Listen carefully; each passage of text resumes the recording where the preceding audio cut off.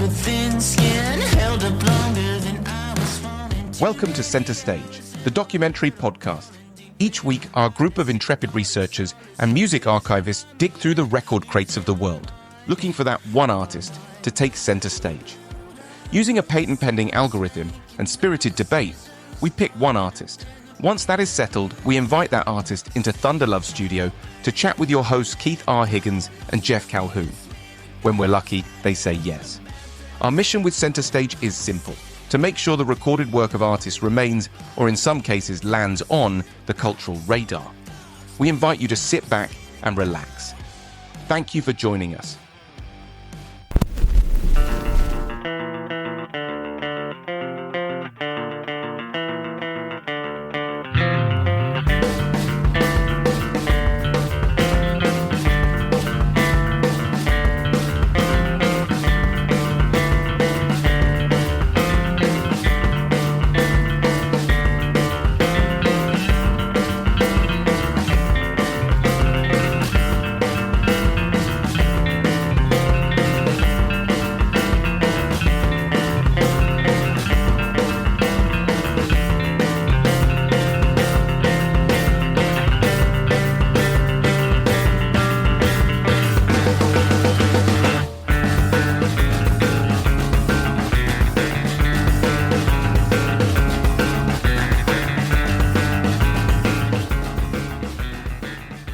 Keith R. Higgins.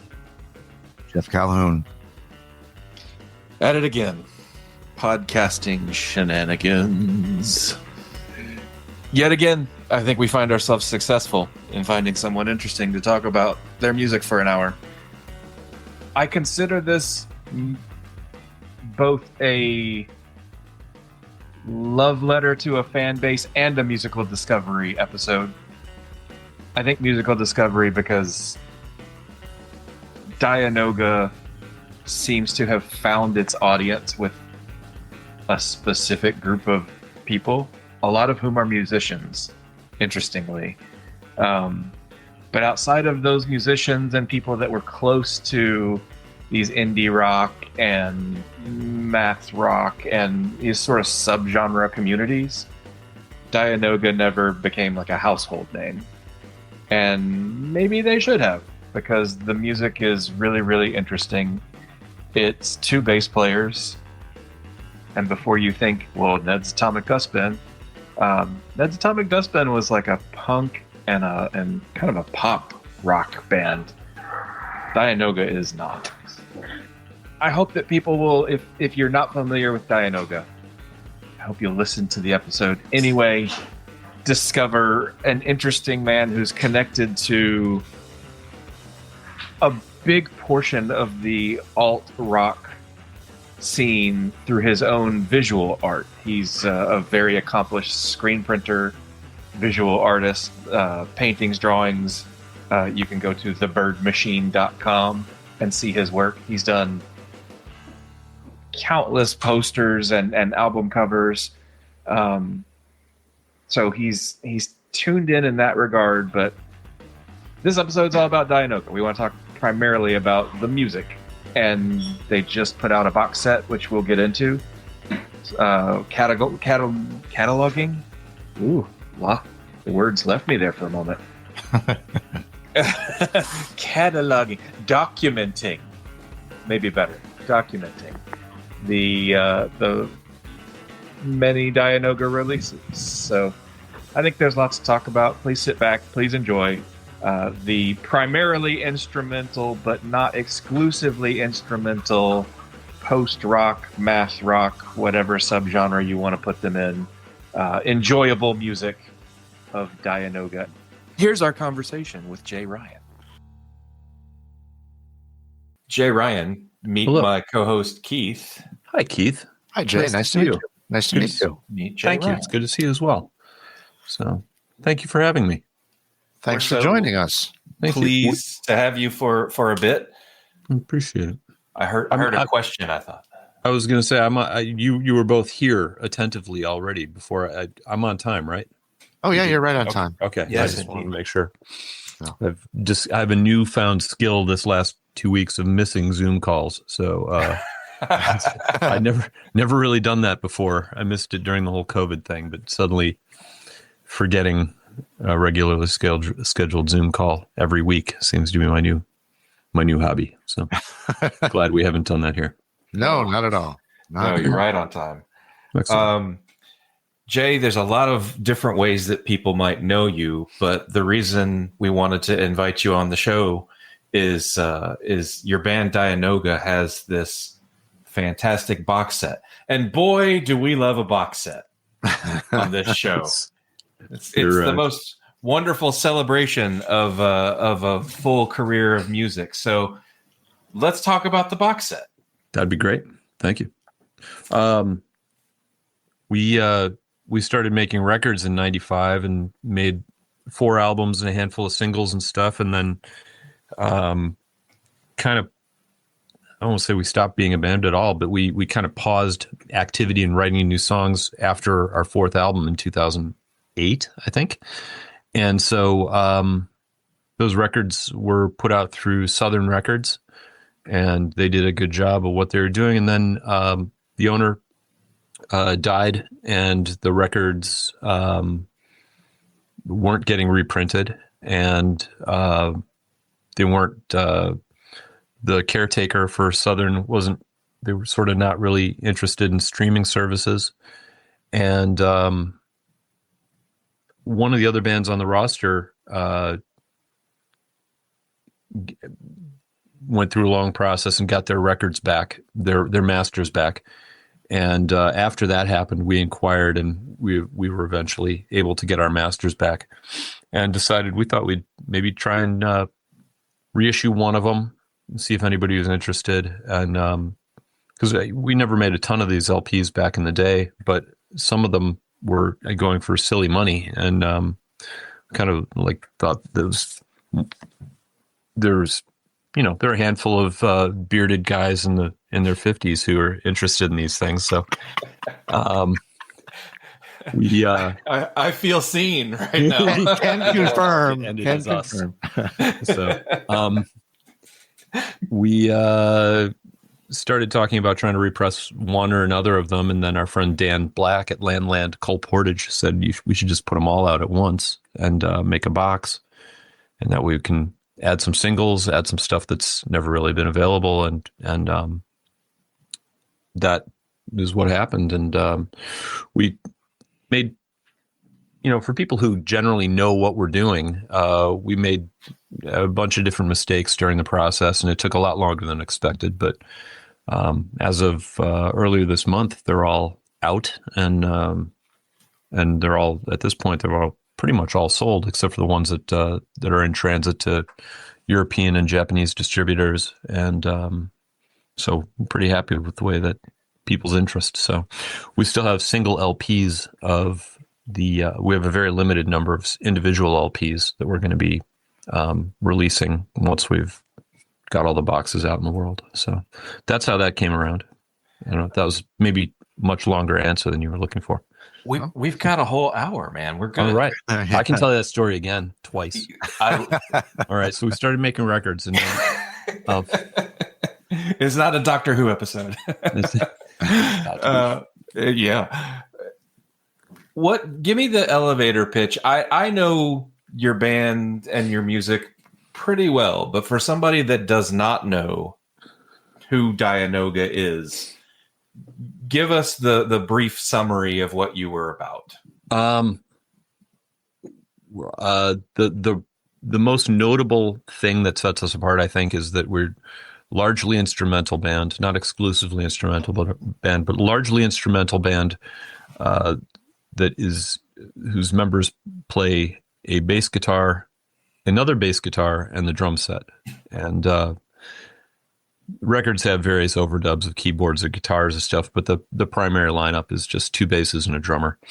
I think they're also amongst in a group of peers who play beautiful, wonderful music that we love, that tends to be louder and angrier sometimes. We tend to be louder and a little more joyful. I'm not sure how sort of winning as a theme for some of the songs has been sort of a running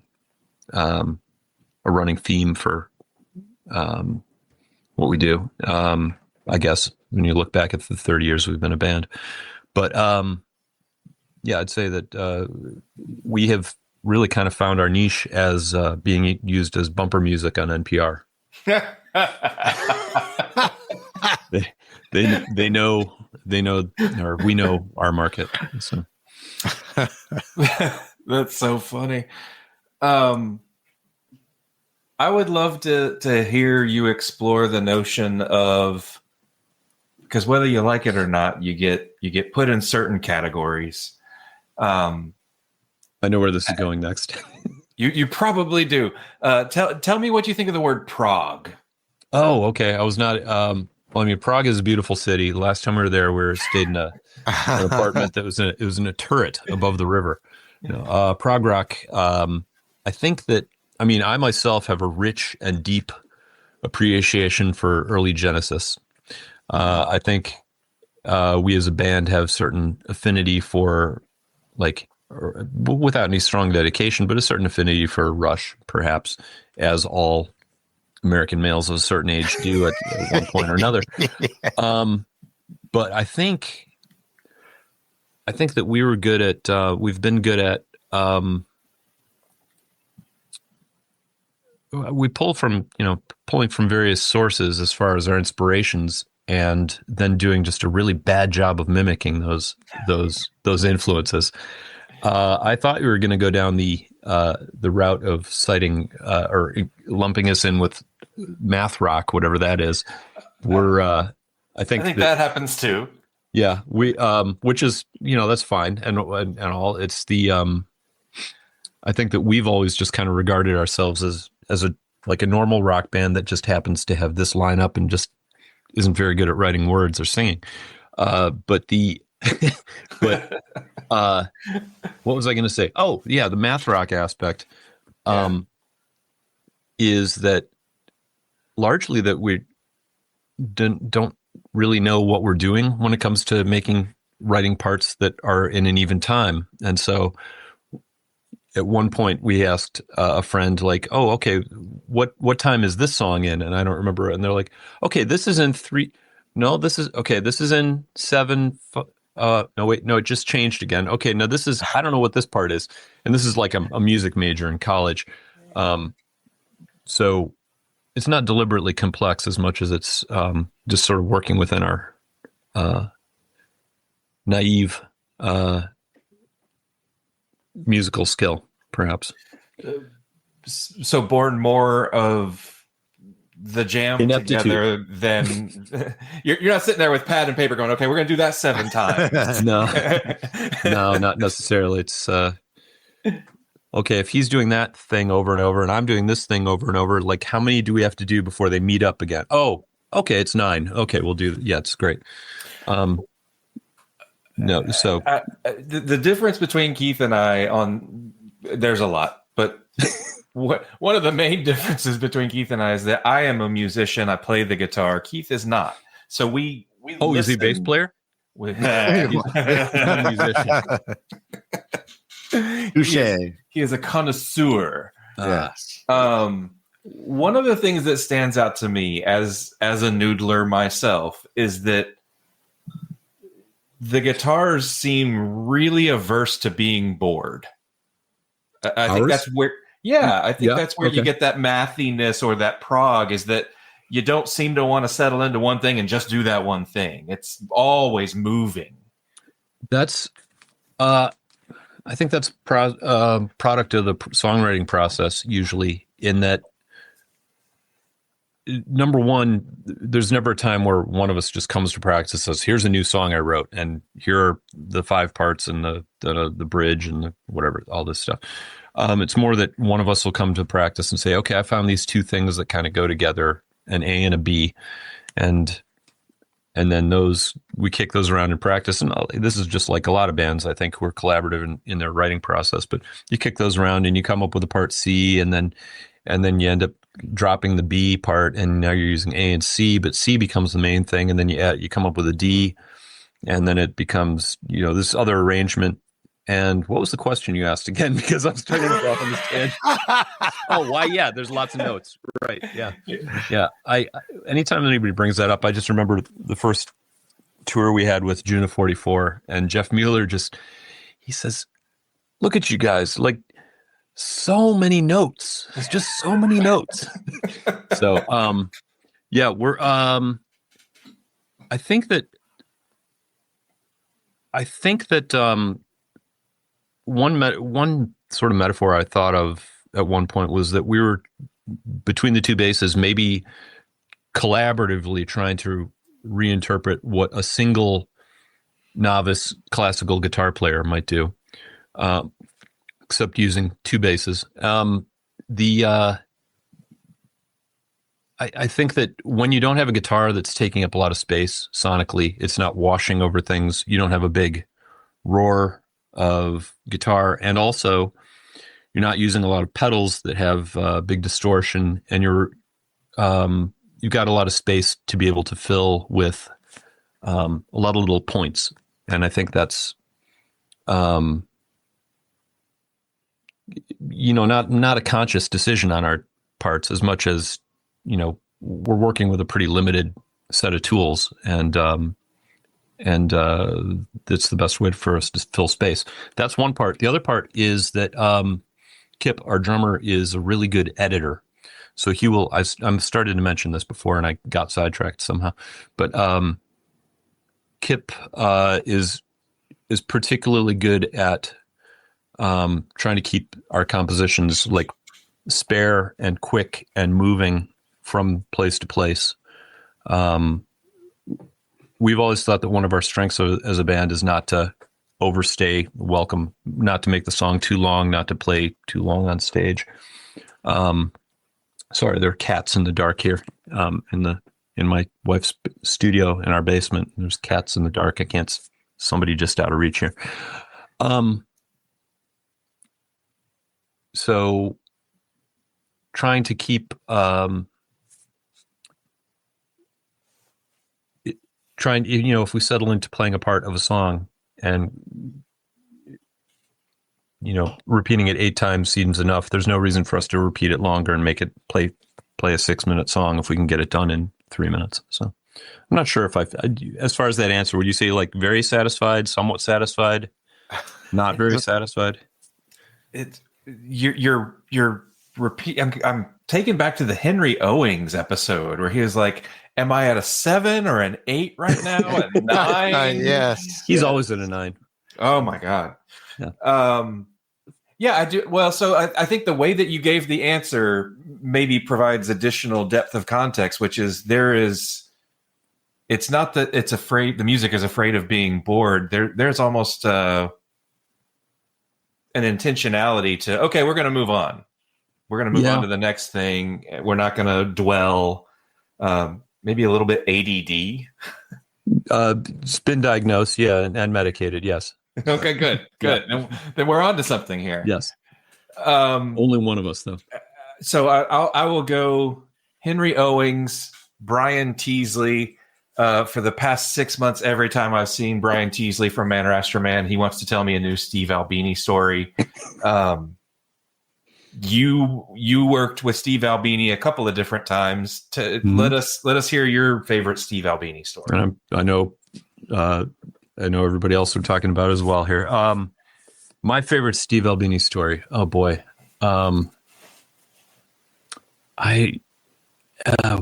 That's hard to say. Come up with a single good one. I was just telling somebody else recently that when we think back as a band on working with Steve, not that we've had any experiences that were otherwise, but it's remarkable in working with Steve how he kept what we called a really great bedside manner. He was kept the studio atmosphere light and fun and moving forward, and kept everybody relaxed. And that was, I think, through familiarity with us as people, but also just a level of professionalism that was, one of his strong points. And also sort of not getting married to, not getting overly attached to a song in the process of making it, and being able to just say,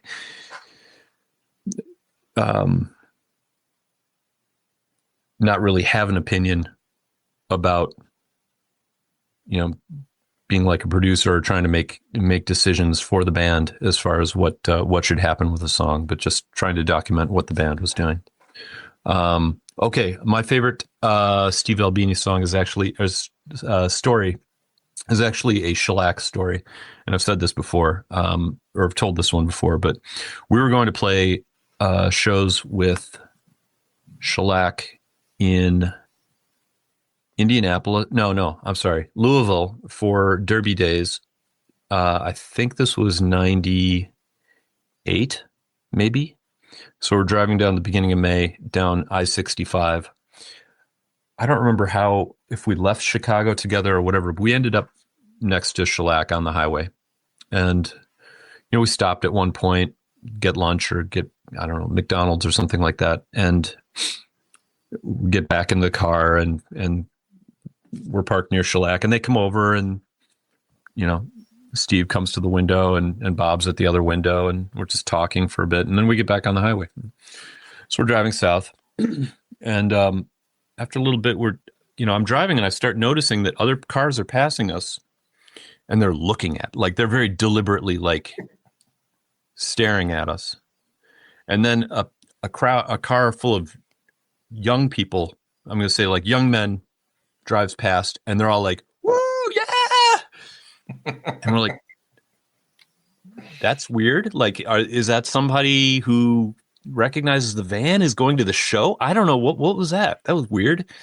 And then, so we start paying attention to this, and the next car that comes by is all these senior citizens, and they are looking at us with this scorn and disgust. We can't figure out what's going on. And so then we get off the next exit to go get gas, and Shellac pulls in with us. We get out, and we realize that at the previous stop, they had taped a sign to the back of our van saying, "We're drunk, arrest us." Oh, God. And written on the inside of the cardboard box, the snare drum head comes in. So anyway, that's pretty good. That's pretty mild for a Shellac prank, but I think that's a fond memory. Happy to hear it didn't go all the way through, that you weren't arrested.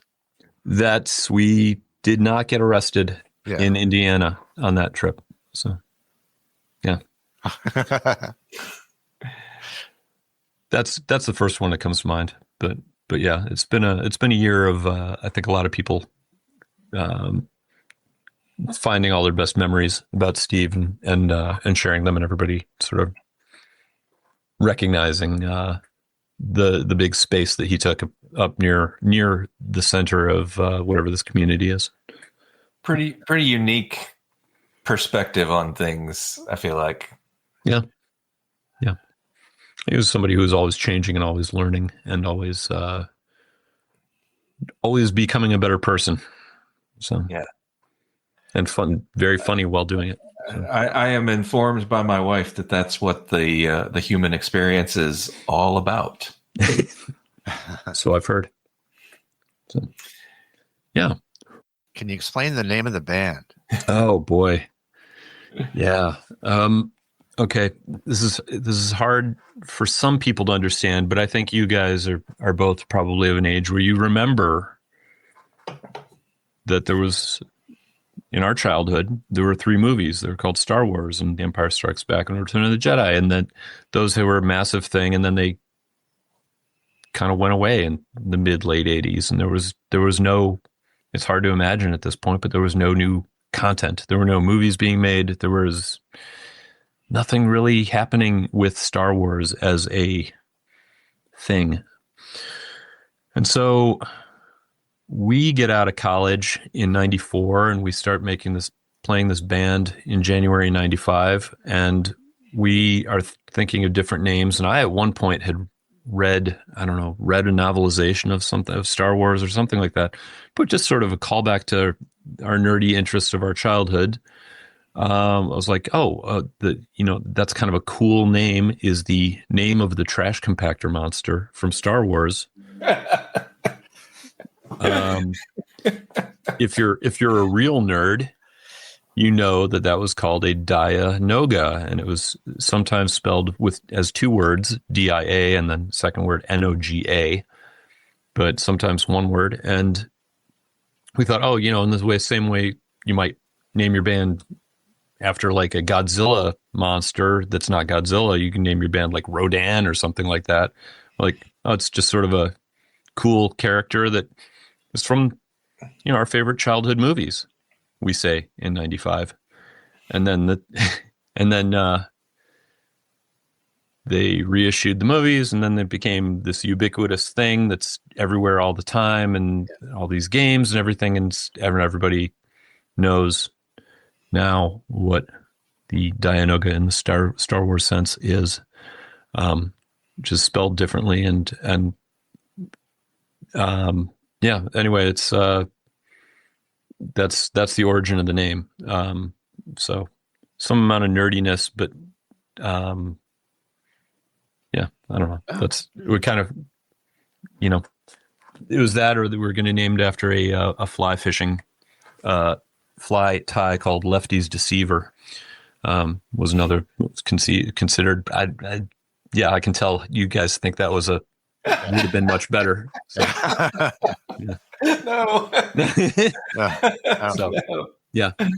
Oh, man. Now, did you guys meet in college? How did you come together? Okay, so let's see. Jason and I knew each other in college. We met freshman year at the University of Illinois. Jason was in a band called Grover. I was in a band that was called Spoon, which is different from the band Spoon.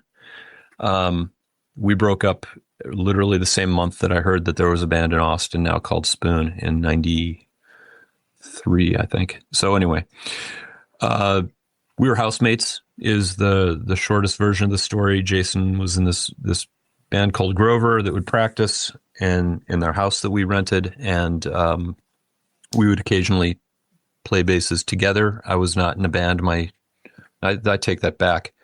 My senior year of college, I was not consistently in a band. I was the first bass player of a band that was being pulled together by this freshman who was in my astronomy class named Bob Nana. He decided he wanted to start a band in October of 93 called Braid. And so we started Braid in the Grover practice space. I played maybe about 6 practices and then ran my hand through a table saw and decided that it was, number one, it was a table saw. And then number 2, they were writing songs that you had to count to 5.5 between parts. It was like, okay, finish this part, and then you count to 5.5, and you come in on and I was like, 5.5. So I left the band. They did much better having Todd Bell play and go on to all their success. During that time, I was drafted into a band 2.5 hours away in Evanston, Illinois, which is where I'm sitting right now. That band was called Hubcap. And so I started playing with Hubcap basically when I was home for holidays or whatever, my senior year of college. And we recorded with Steve. We played with, there's a cat up there. I see it. Yeah. We recorded with Steve. We played shows with Shellac and with Brainiac and Veruca Salt and excuse me. Anyway, how did I get off this subject? How do we know Jason? Okay, so Jason and I were college roommates. Okay. We met Kip through the girlfriend of one of his bandmates in Grover, and when we moved to Chicago, we knew that Kip was a drummer who was not currently playing with anybody, and short version of the story is we got hooked up with him, and it's been great. It was a good fit. So that's probably much more information than you wanted. No, I love hearing this stuff. Why did you lock in on 2 basses? Because that's kind of what we had. Like we were more interested in like playing and doing something just sort of doing our own thing. And at that point there was, Jason had listened to Ned's Atomic Dust Bin in high school or college or something. I frankly have never heard them. Tortoise was a thing in Chicago, which when they started was pretty deliberately a 5-piece with 2 basses. There were other bands doing that. Butterfly Train, I think, was in Seattle, and Dose was Mike Watt and Cura. And but I think we weren't trying to do anything that was unusual compositionally or anything like that, or be some different kind of band. I think we were just trying to be like Hum or Bastro or Bitch Magnet or any of the bands that we were listening to at that point. It just used slightly different tools to do it. So Right on. I don't know. Yeah. Right on. As an instrumental band, you're using a different mechanism to deliver an artistic narrative. It's not like you're going to point to a song and say, that's about the girl that I dated in high school. Or maybe you do have songs about a girl you dated in high school. Yeah. Something like Seeing Stars.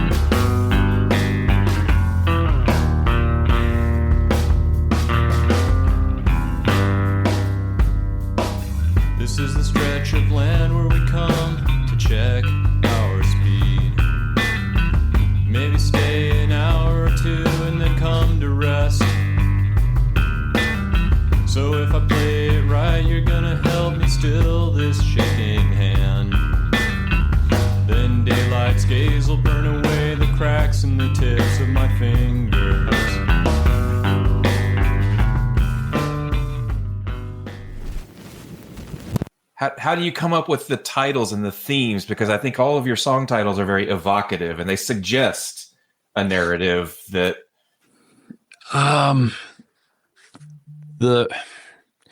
There's not really a consistent process. We will, Seeing Stars, I think was about a road trip that I took to Seattle from Chicago. I want to say, I think that's what that was, maybe 97. And just driving through the desert, we took a long route through Colorado and Utah. I think that's what that was. But one of the other songs is about the Border Trilogy by Cormac McCarthy, like All the Pretty Horses. Some of it's just sort of, we come up with a title, and it off that first record, there's a song called Lone Tree Point.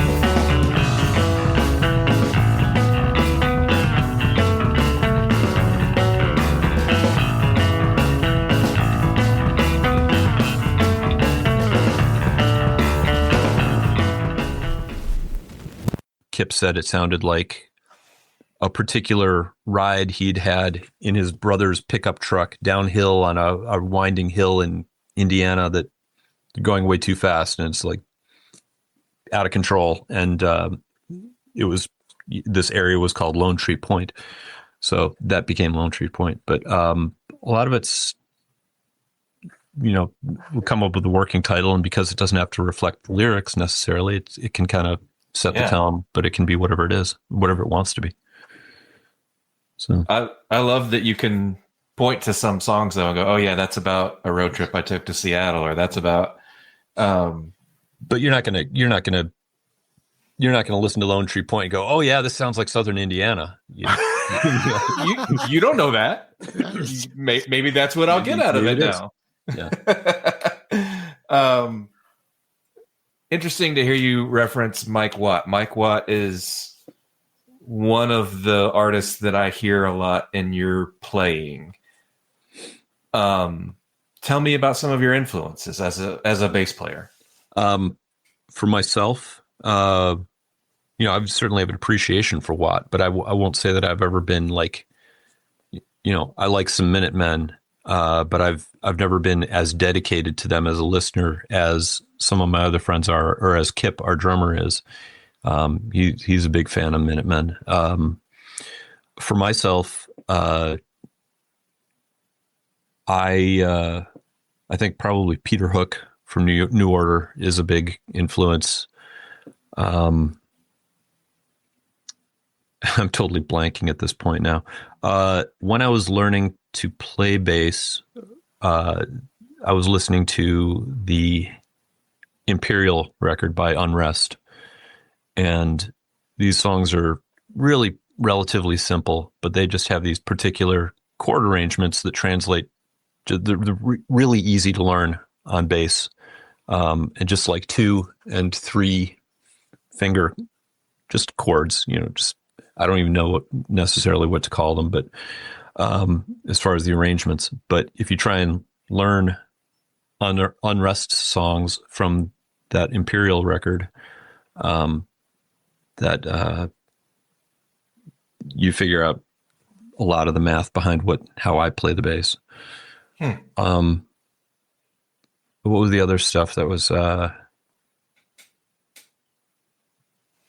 can't speak for Jason specifically. We've got little slightly different styles and influences, but I'd say he's also would probably reference Peter Hook. Who else am I thinking? I think I was also listening to a lot of Big Black and Naked Raygun when I was learning to play bass.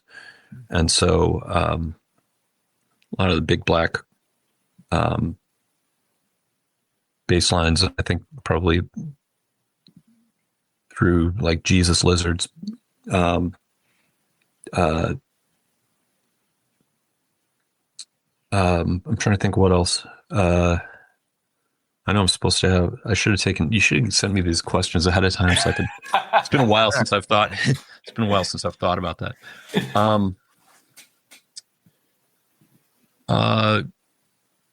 Joe Lally from Fugazi, definitely. Yeah. You figure out some Fugazi bass lines, and that's some real interesting stuff there. Part of it is that I don't. I know you can't believe this, but I'm not actually a trained musician. Okay, I don't. We won't tell anybody. Nobody would ever guess. So I think there's a lot of operating from a point of naivete, idiocy within the bass aspect of our band. So. Who else? I know that, Melvin's, I think the various bass player incarnations, probably mid-period Melvins have all had, one I haven't yet mentioned, but one of the big influences on our band was Slint. Obviously, they were,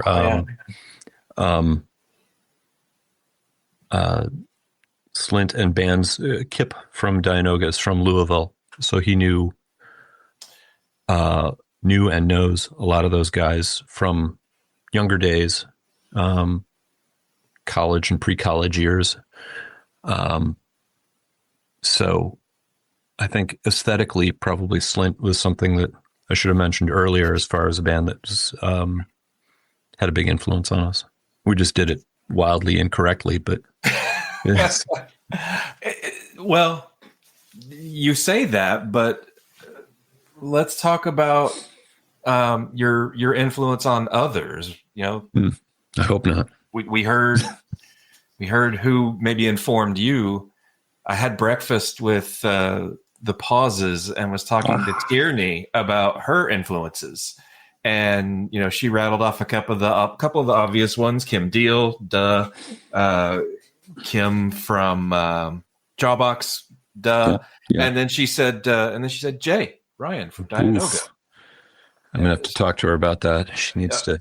She should know better than that. A stern talking to.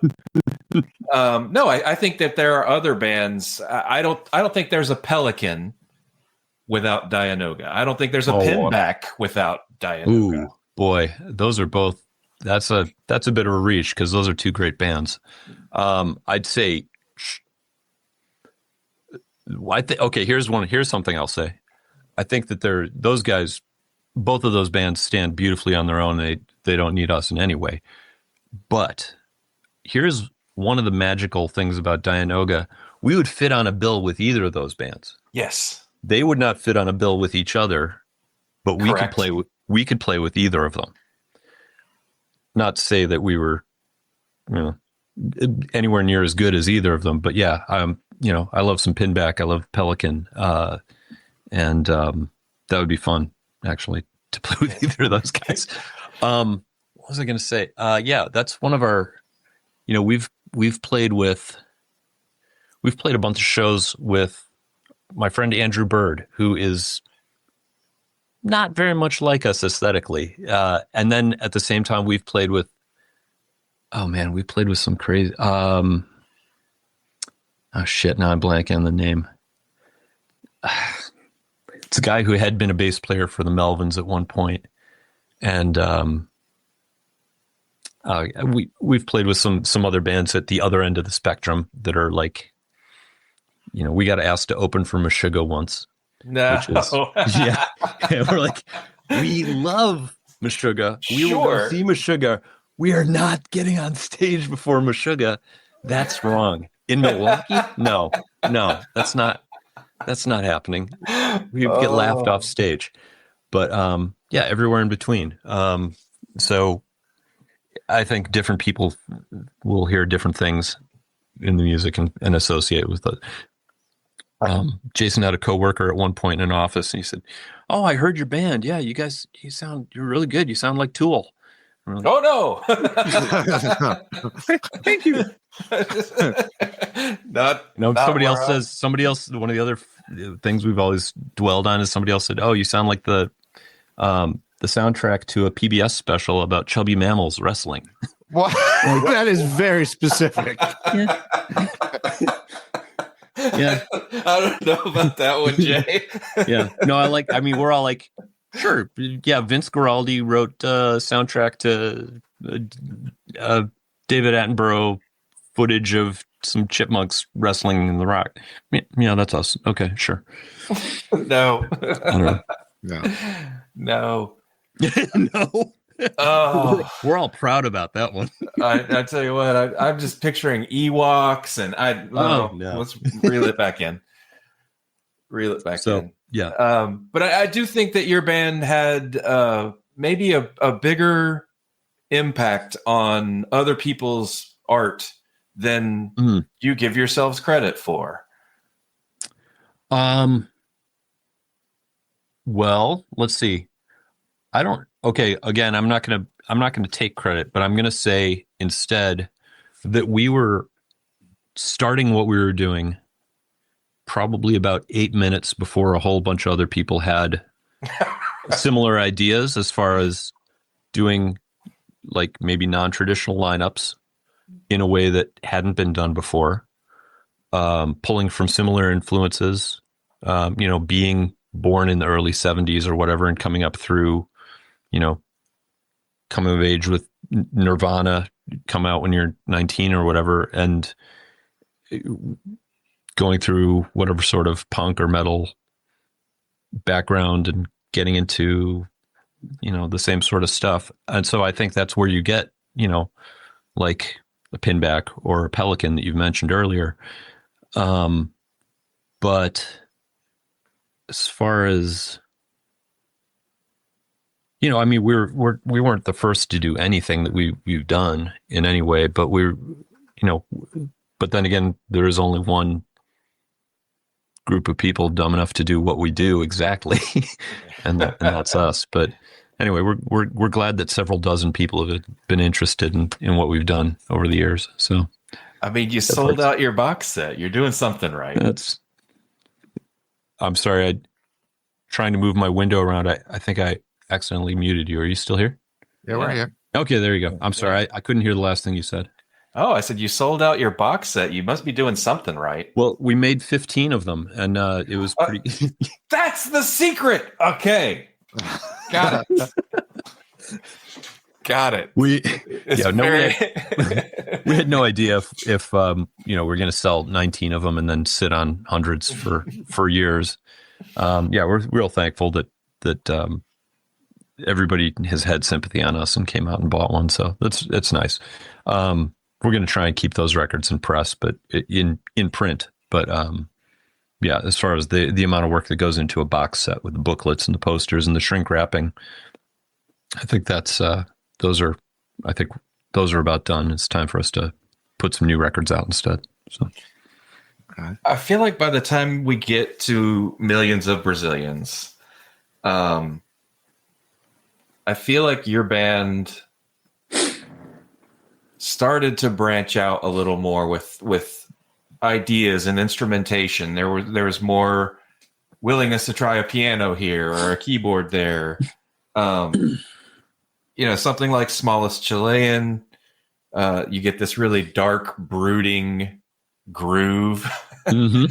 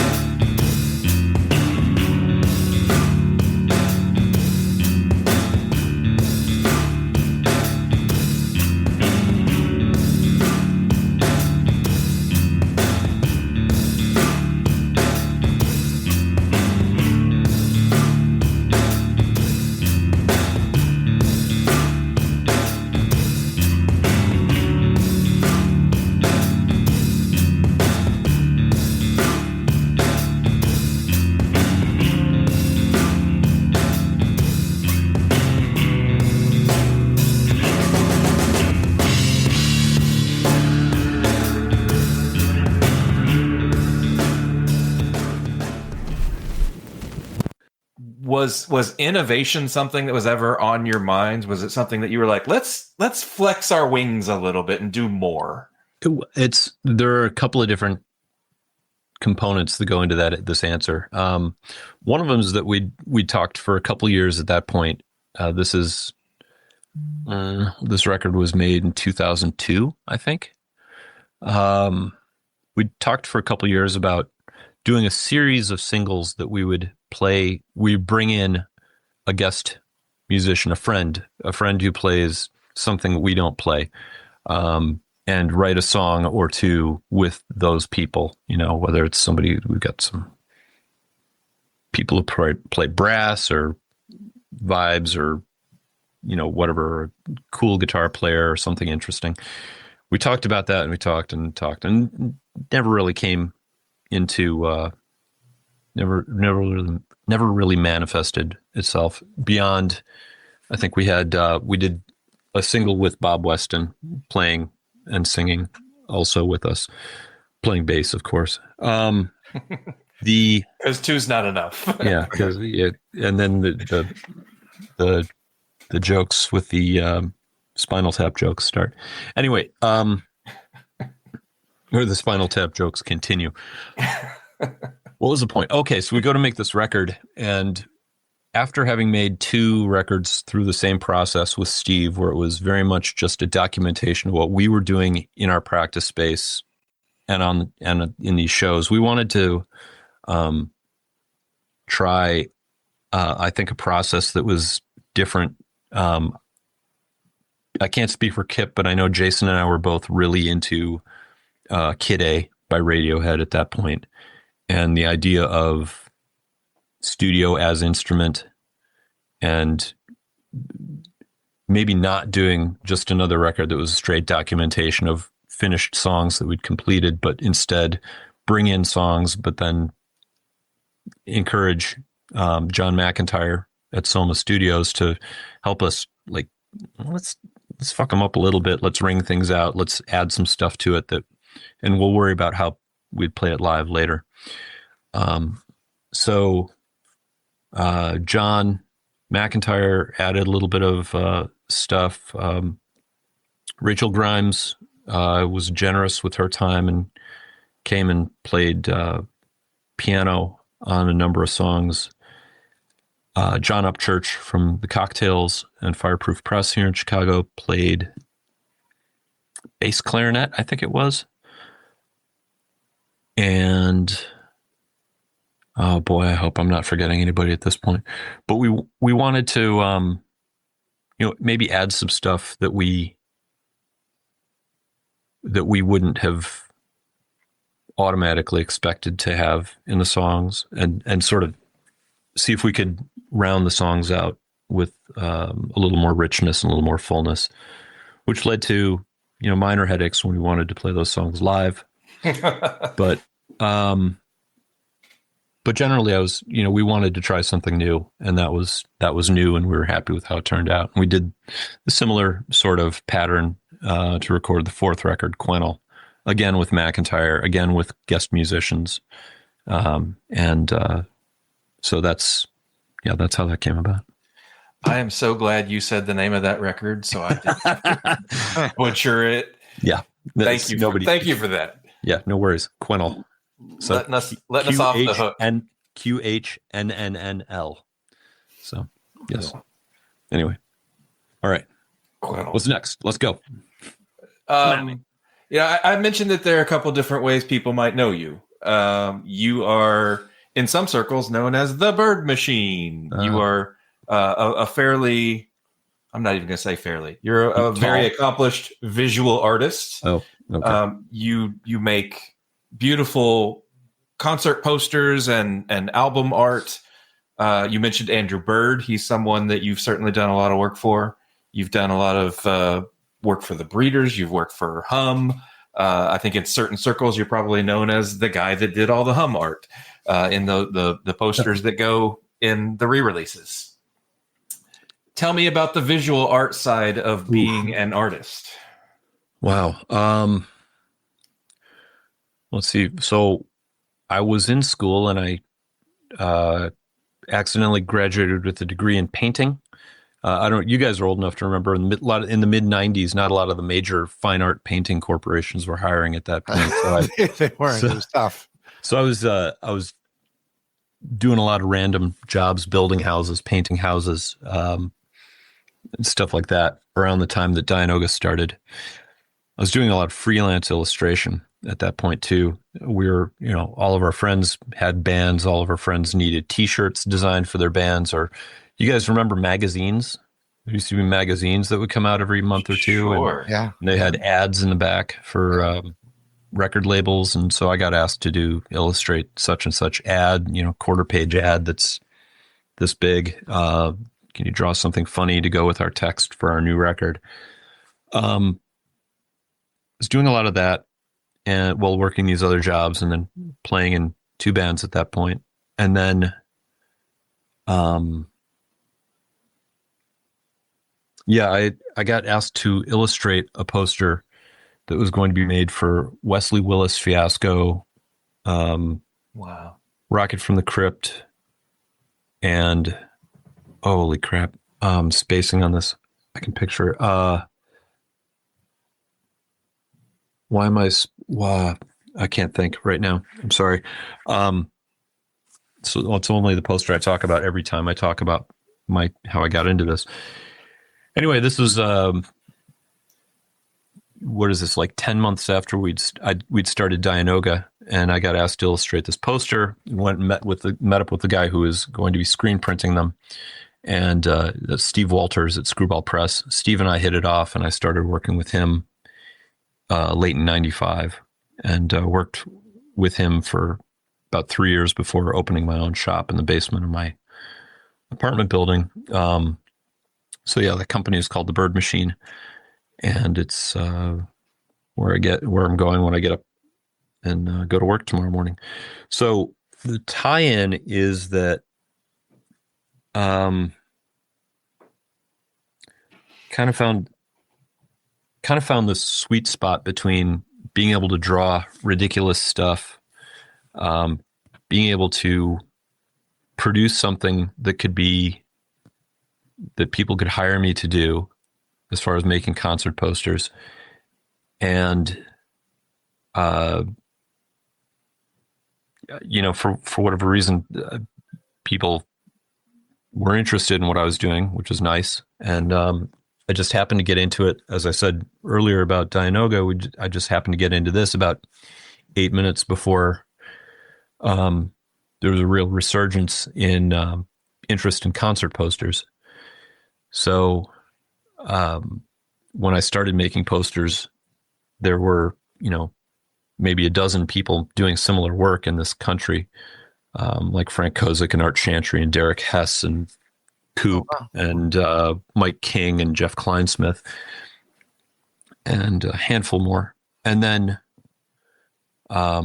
within a couple of years of when I started doing this, people started using the internet, and there's a website called gigposters.com. And really quickly, this sort of community of people who are interested in making this work came together and became, a place to show off your work and discuss work and processes and make fart jokes and everything. And so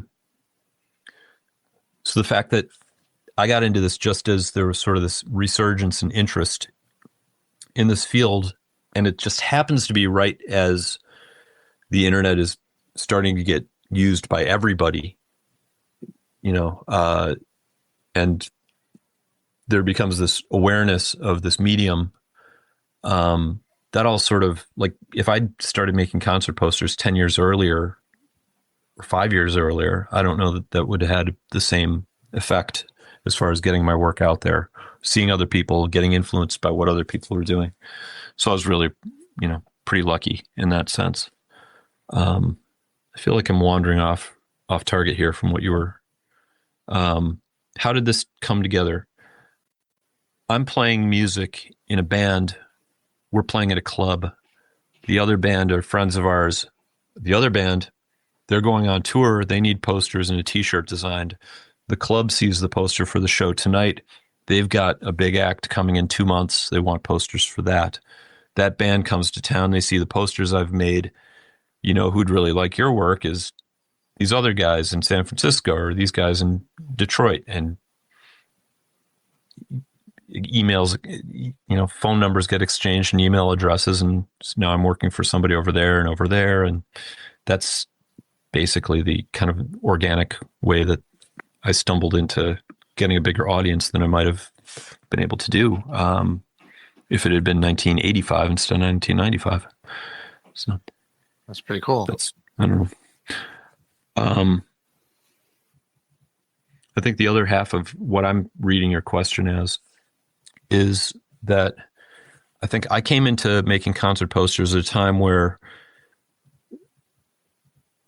there had been a reigning aesthetic of like hot rods and naked chicks and Frankenstein and Godzilla and sort of like these done very well by a lot of cool people, but sort of kind of burnt out subject matter. And I'm looking at the music, I'm listening to the music that my band is playing, our friends are playing.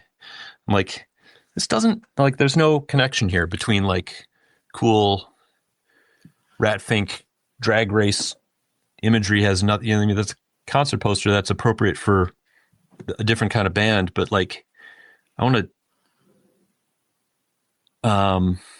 kind of get that same result, but use a vocabulary of like raccoons and broken chairs and see if we can like get the same idea out. And that's, I don't know, that I always felt like that was a more appropriate way to represent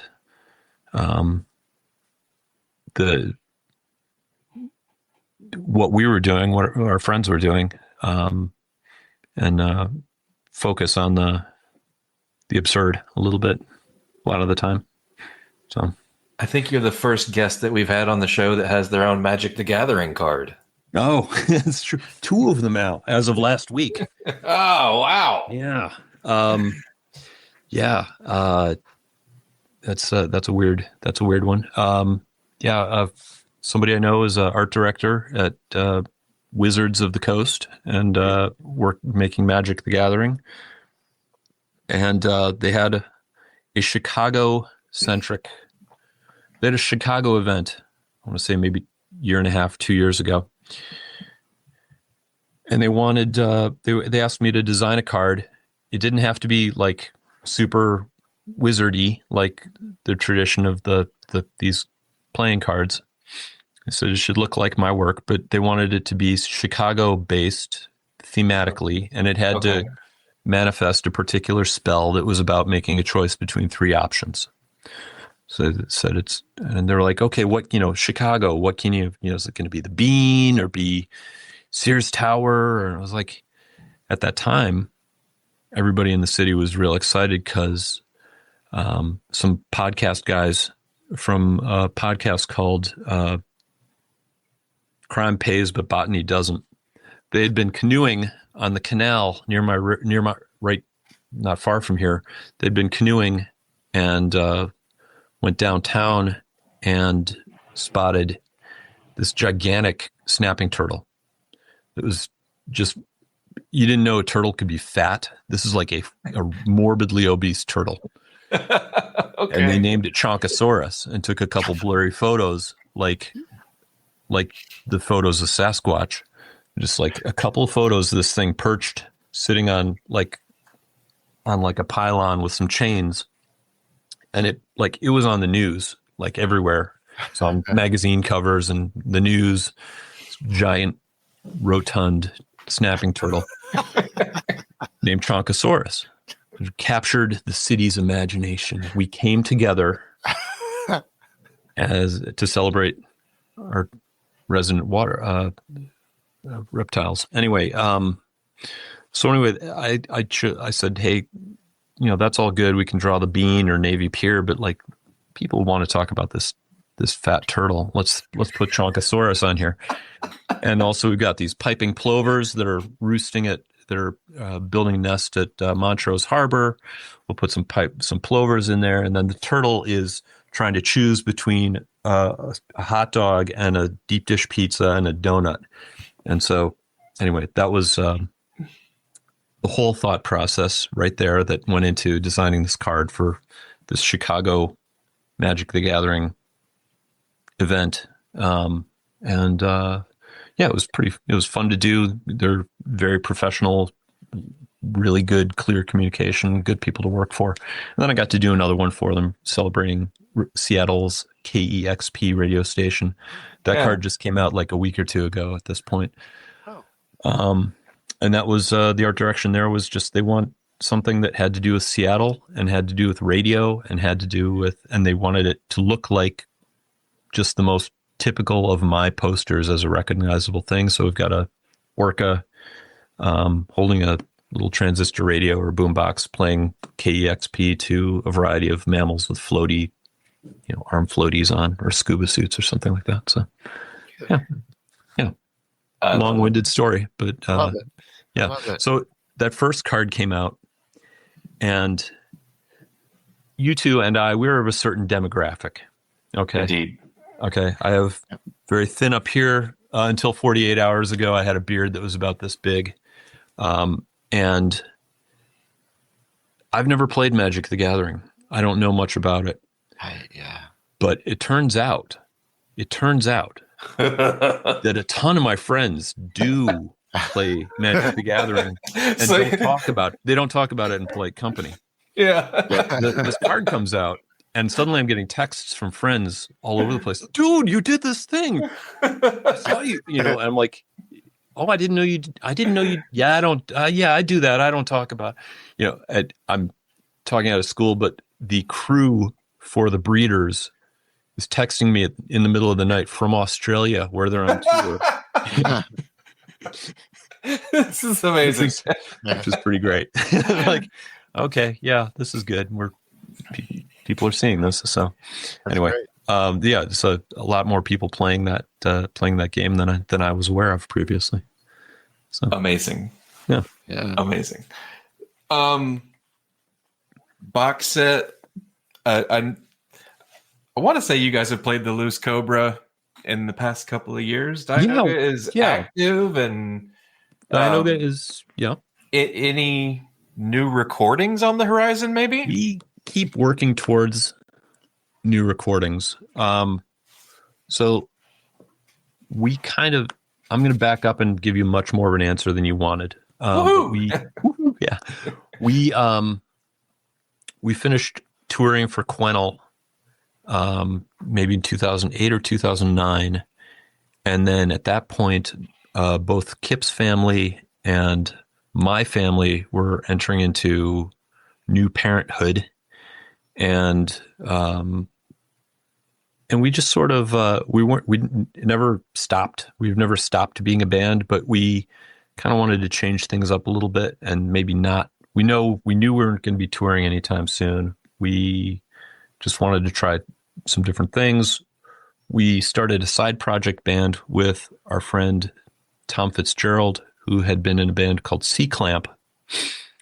So we started the side project band where Tom was the primary songwriter, maybe 2/3 songwriter.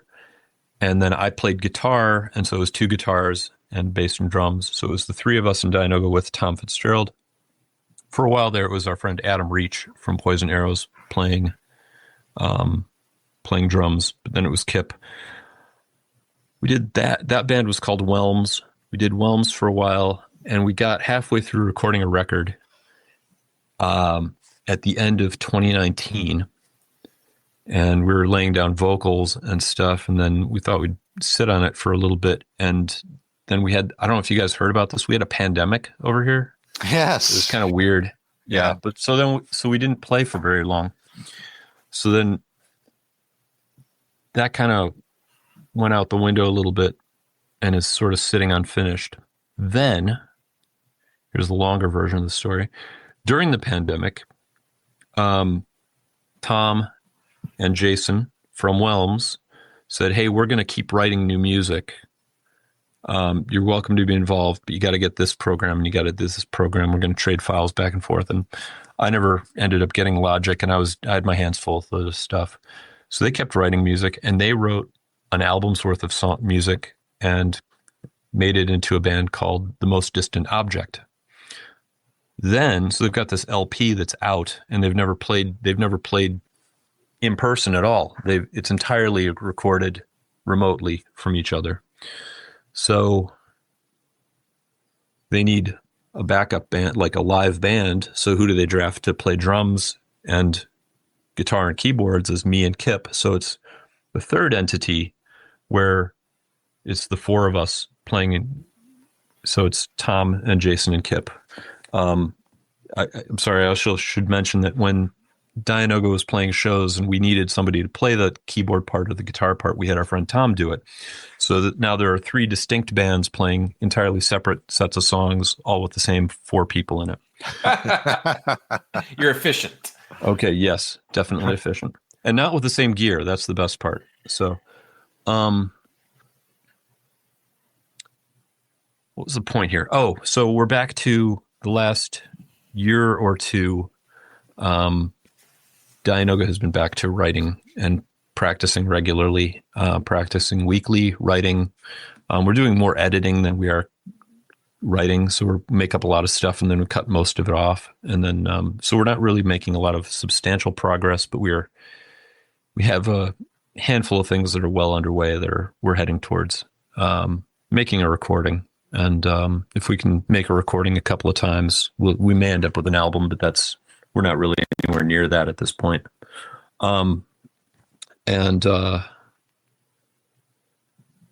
Sorry, my phone's going off, and it's my bandmates and our friend Matt Jensick. So,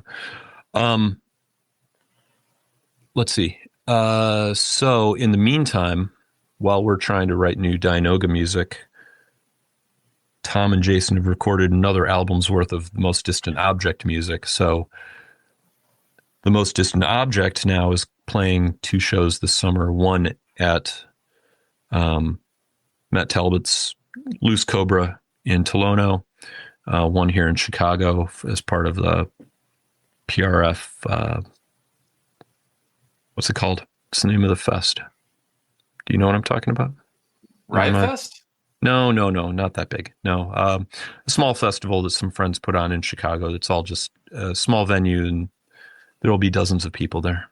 So we're playing one of those. That show is one of those shows is with the Pauses, who you mentioned previously. Oh. So and then Dianogah's playing some shows in September with Silkworm, who are reuniting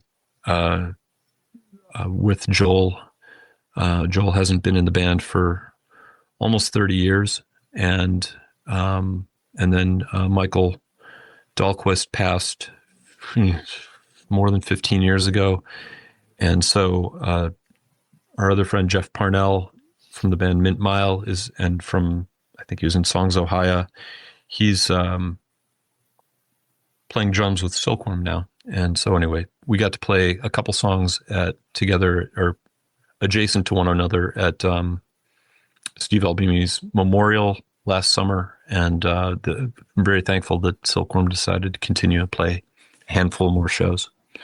So, yeah, it all sounds pretty exciting, man. Yeah, so it's a fun hobby. So we're all we're glad that there's a lot of comfort in getting to do something like this with a steady group of people for like 30 years.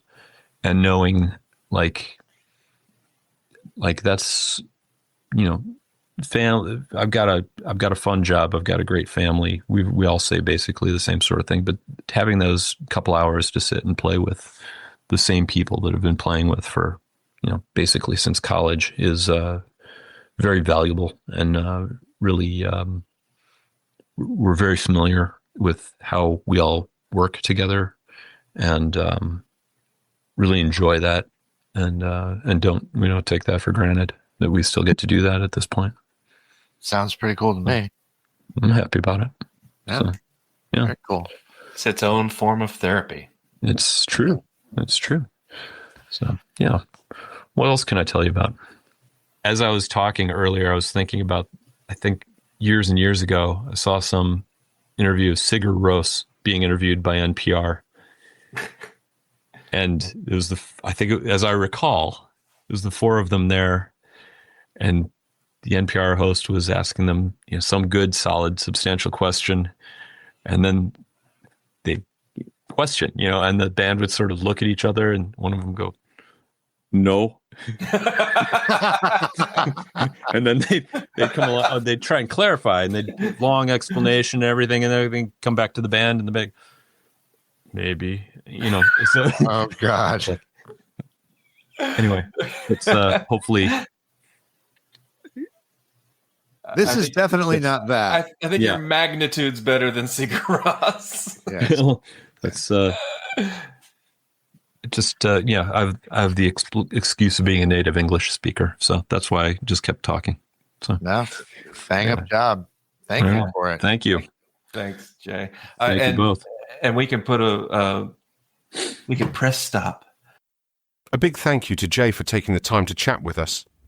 This episode of Centre Stage was written and produced by Keith R. Higgins and Jeff Calhoun. The show was recorded at Thunderlove Studio, where it was engineered by Daphne Morris, with help from Penetration, edited by Vic Titball, with help from Clem Fandango. Our theme song is Cynical by Jaguar on Mars. You can stream Jaguar on Mars wherever you stream your favourite music.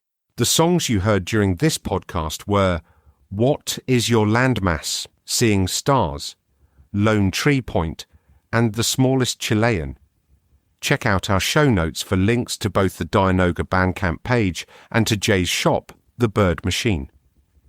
Please remember to support independent music. original music by Mike Pellegrino. If you like what you've heard, please remember to subscribe and leave us a rating. It helps other people find the podcast. Thanks for listening. Grazie. Bailey Leaf, Rob Janicki, Mike Pellegrino, Farina Vella, S.W. Loudon, Michael Janicki, Peyton Janicki. This show's executive producer is Lulu McGillicuddy and is in the loving memory of Lucas Thundolo.